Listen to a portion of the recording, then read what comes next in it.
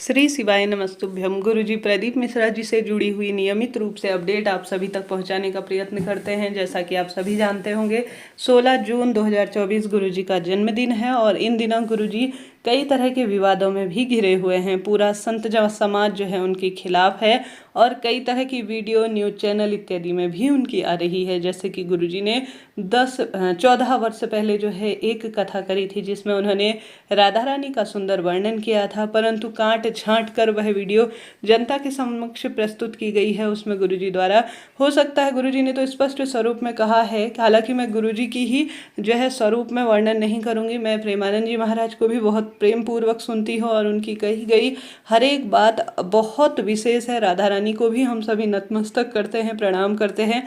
ऐसे में किसी भी साधु संत विशेष तौर पर, जैसे कि गुरुजी ने 14 वर्ष वह पहले कथा कही थी जो कि राधा रानी के बारे में थी। उन्होंने कहा था कि राधा रानी का नाम कहीं भी श्री कृष्ण की रानियों में नहीं है और न ही राधा रानी का जन्म जो है बरसाना में हुआ था।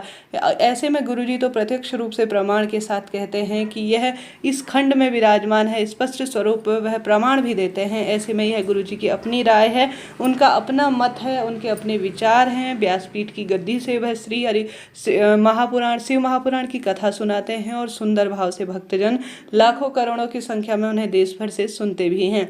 ऐसे में उनके चाहने वालों के लिए बहुत गहरा यह सदमा है, बहुत बड़ा यह धक्का है कि उनके गले में जूतों की माला पहनाई जा रही है। जैसा कि स्पष्ट स्वरूप में न्यूज चैनलों में दिखाया गया है, पेपर में भी आया हुआ है कि मथुरा, वृंदावन और उज्जैन इत्यादि में गुरुजी के पुतले फूके गए हैं और कई साधु संत तो ऐसी अभद्र भाषा यूज कर रहे हैं गुरुजी के खिलाफ, जो कि पूर्ण रूप से निंदनीय है। हालांकि उन्होंने 10-15 साल पहले यह बात कही होगी तो यह हवा में तो कही हुई बात नहीं है। उन्होंने स्पष्ट स्वरूप में एक जो है इंटरव्यू में भी कहा था कि जिस तरह से सीता माता का छाया स्वरूप में वर्णन किया गया है उसी तरह से राधा रानी का भी छाया स्वरूप में वर्णन विवाह के रूप में हो सकता है। विवाह की बात भी गुरुजी ने कही थी कि राधा रानी का विवाह जो है श्री कृष्ण भगवान से नहीं हुआ था। ऐसी स्थिति में स्पष्ट स्वरूप में पूर्ण रूप से बैठकर विचार विमर्श कर साधु संतों के जो है पूर्ण रूप से बैठकर बात करना सही दिशा में सनातन धर्म को ले जाने वाला होता है,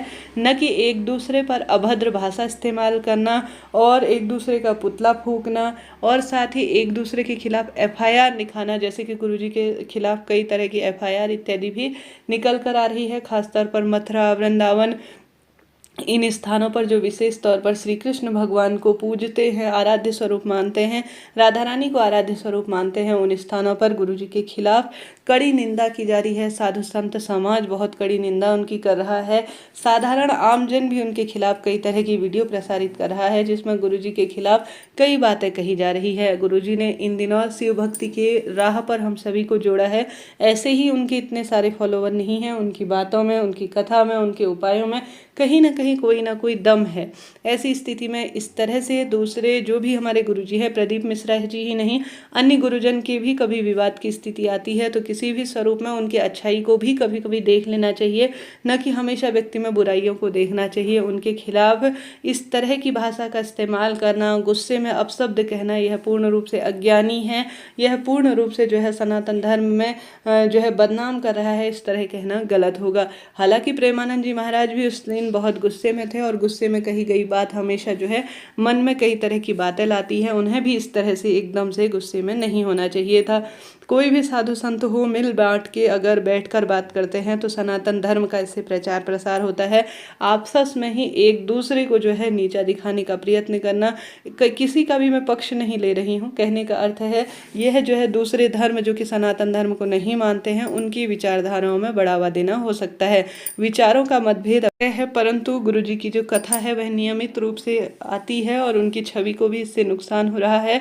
ऐसे में हम सभी शिव भक्त और राधा रानी के भक्त यही कहते हैं कि आपस में बैठकर विचार विमर्श कर बातों को सुलझा लेना चाहिए। विवाद की स्थिति अच्छी नहीं है। आपकी क्या राय है, जरूर से